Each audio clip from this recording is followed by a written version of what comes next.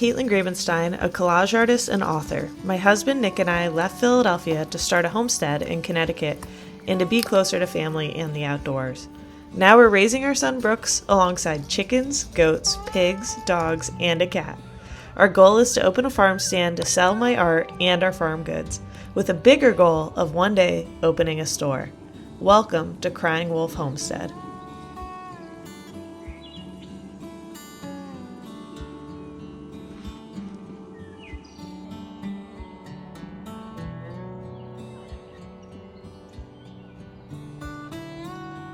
So after 3 years of having chickens, we finally had our first hawk attack, and it took out one of our new chicks. It was one of the buff Orpingtons, one of the really nice ones. It would have been sad of any of them, but they were so sweet and small and innocent and defenseless, and I think that's how this hawk snuck in there. So it was one of the Cooper's hawk. We scared it off, but unfortunately, it was a predator doing what a predator does. And it took out one. So we have taken measures to try to prevent that from happening again by all of the reflectiveness, and this is what they look like. So we built these spinners, so they're really reflective. They say predators don't like reflective stuff, so they're around all the corners. We put reflective tape up everywhere. So little mirrors, and it's everywhere. So hopefully that'll deter any would-be attackers. But we got this place. Caitlyn says it's looking like a disco. So hopefully that'll deter any more hawks from getting too close. If anyone has any other suggestions, please let us know, because we've been really lucky. We've scared off tons of hawks in our days, but this one just snuck right in.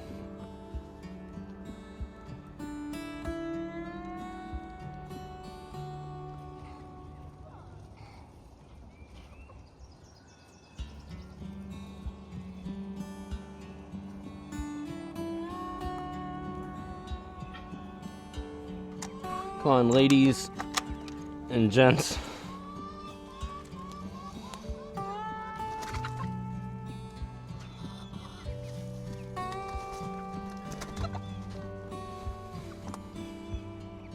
When it rains, it pours. We were just eating some food at the table. We heard the chickens go crazy, and I look outside and there's a raccoon right here in front of the goat house.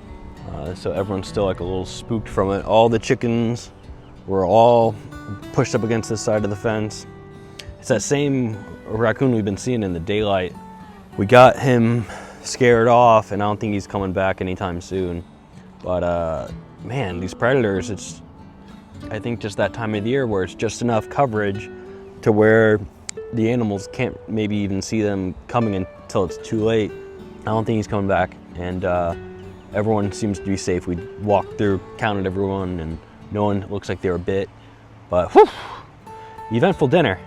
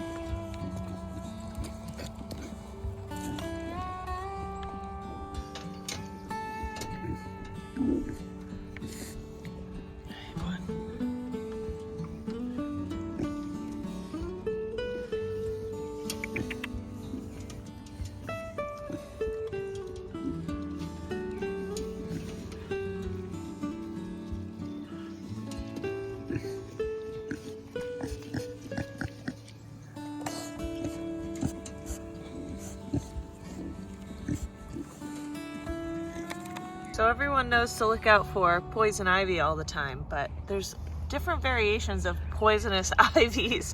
This is Virginia creeper, and until we moved to this property, I never had an experience with it. And a couple summers ago, I was on steroids for a week because this stuff is so gnarly. It will make you break out in rashes and itch just everywhere, and you don't even notice it. I think it's got 4 leaves, but always pay attention to your poisonous plants. And if you're in doubt, take a photo on your phone, and if you have an iPhone, and do the plant lookup, or take a photo and Google it, because it's no fun.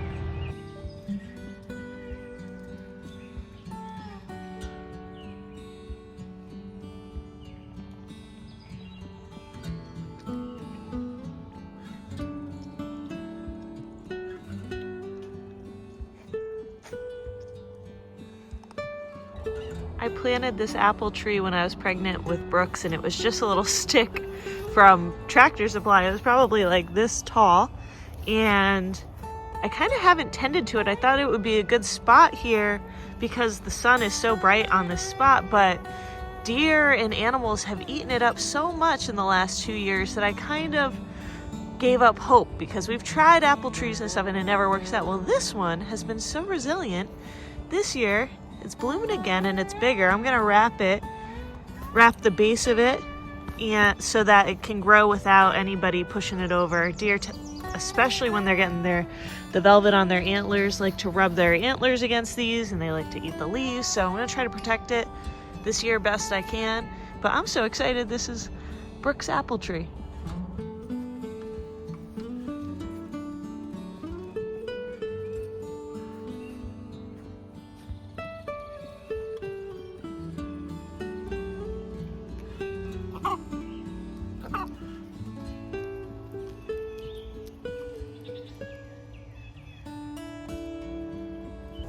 Clearing land, and wherever I go, Jack follows. He's my working buddy. He's the foreman on the job, making sure I do everything right. Right, Jack?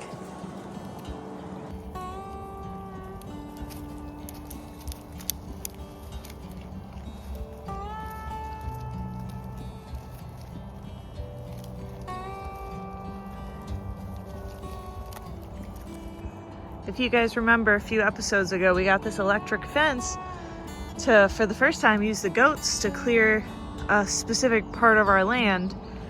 And if you go back, it was very overgrown, very gnarly.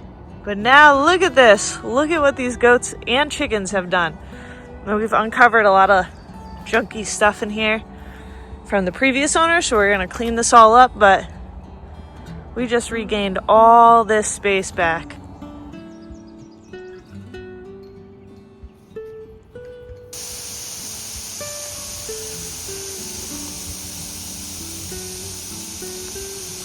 The absolute best thing about having pigs is we never waste anything. This is all our pizza crusts and some leftover scrambled eggs and random junk from the fridge that we're not going to eat or is spoiled, and I'm going to take it to the pigs, and they love it. So we never waste a thing when we have pigs. It's just the best, between the chickens eating any spoiled veggies, or not spoiled, but you know, a little older, and the goats eat all that stuff, and the pigs will eat pretty much anything else. They'll eat chips, they'll eat donuts, they'll eat cookies, they'll eat anything.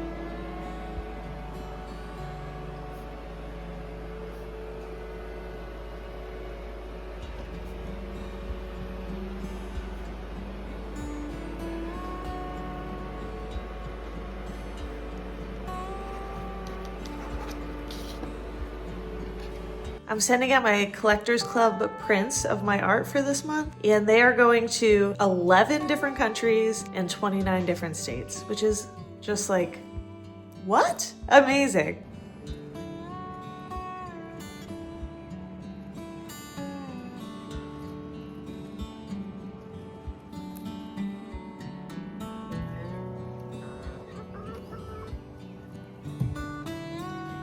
You're ruining your nap, Jack? Look at how beautiful these roosters' feathers are getting. This is crazy. Look at this one's too. I think he thinks I have treats with me.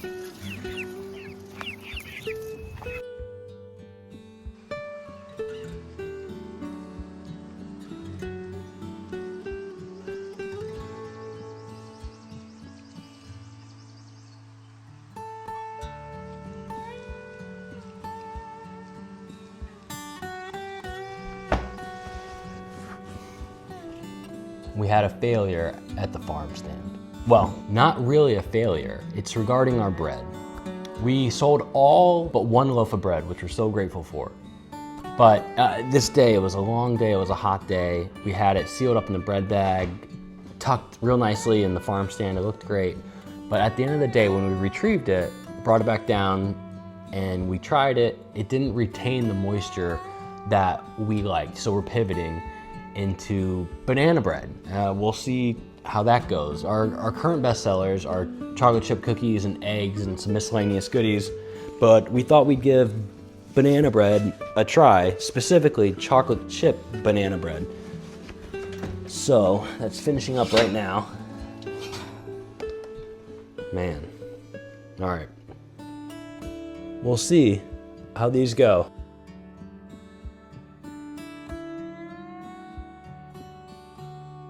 Okay, I'm up right now baking cookies and making labels for the new banana bread on my computer. And it's kind of late for us because we get up so early. And Nick and I have been getting up, like staying up later and waking up earlier working on this farm stand. And I have to say, it's just been so fun to work on a business and a project with him. I think as you get older, things get monotonous and stale, and you take things for granted, even the most wonderful things. And doing new projects always kind of reignites some kind of adventurous spirit in us. And this is the most tired I have been since Brooks was a newborn. But aside from that, we've been working the hardest, and I've been the most tired now since before Brooks was a newborn, like years ago. Nick and I met serving at a restaurant, and we were always up really late, drinking Red Bulls and drinking coffees at midnight and just going till the wheels came off, kind of working and just living. And so with this more peaceful life, we just don't do that so much, and it's a more stable life. So it's fun to just be doing it together and do something kind of crazy. And even though we're up late and up early and working really hard, it's the most fun. Like, I'm having the most fun doing this, and I just wanted to say that and share that. It's just worth doing stuff in life, I guess. Because what else is life for, I think?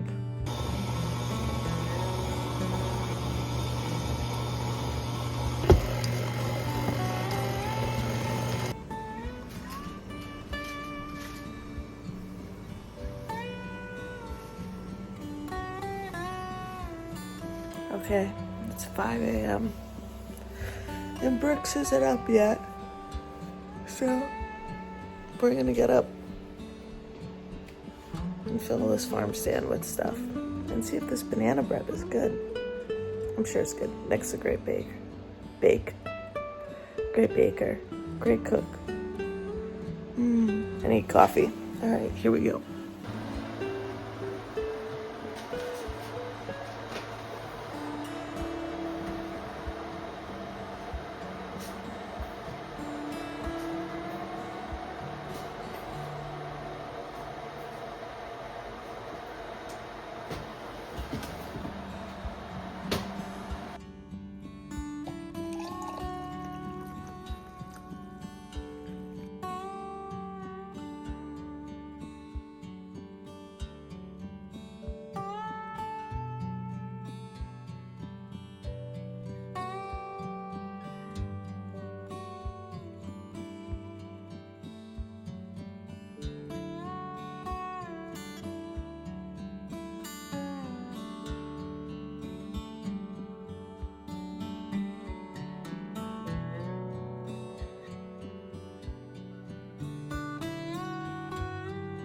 All right, moment of truth here.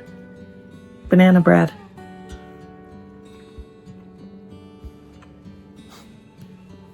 Killer.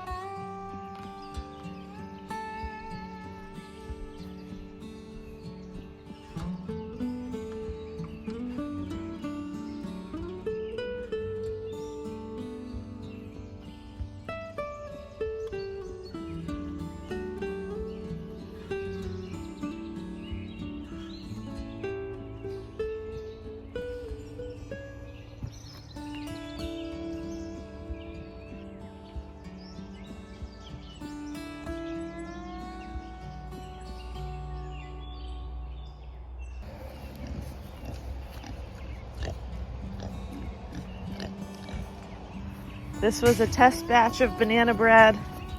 Wasn't exactly how we wanted it to be, so now it becomes a pig snack.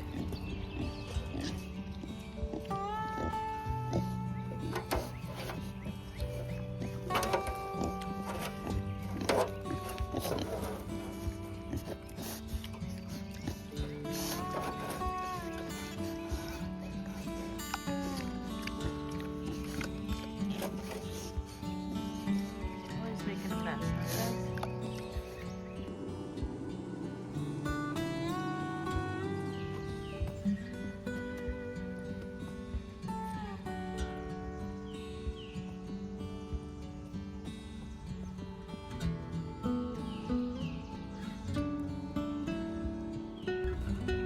Our chicken salon. Just doing their feathers and their dust baths. Just having a girls' day.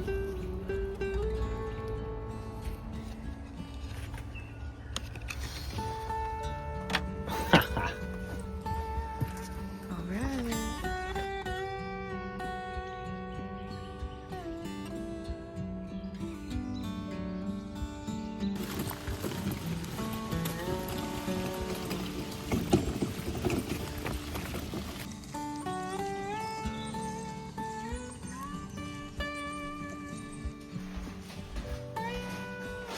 Got the goodies.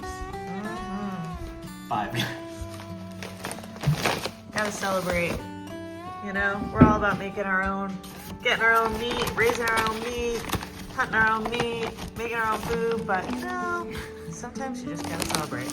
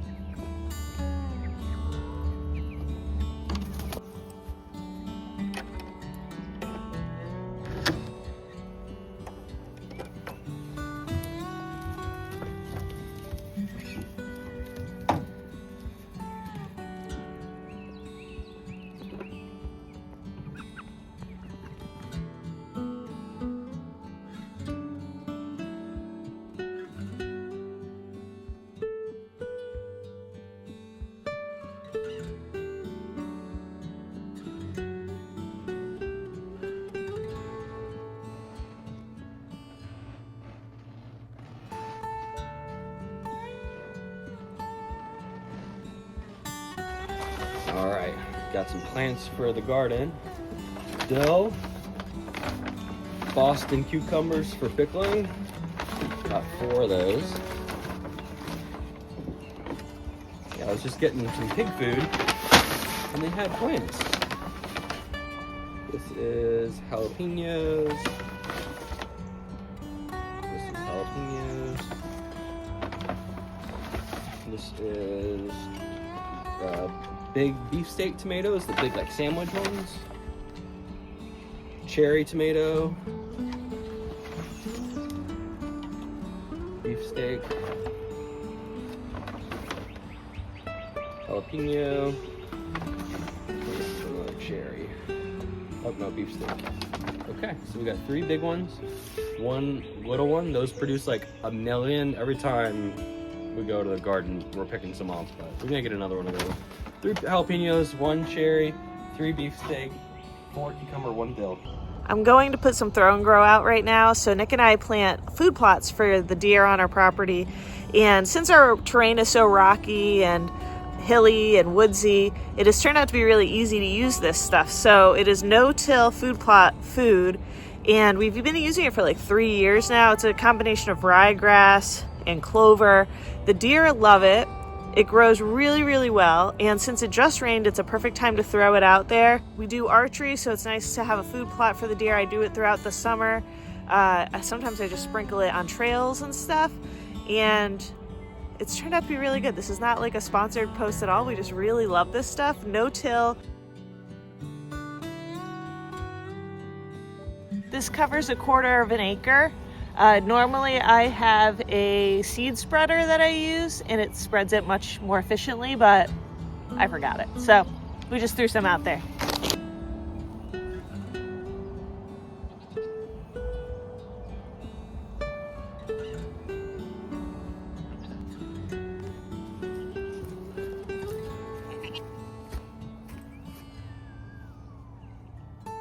Awesome.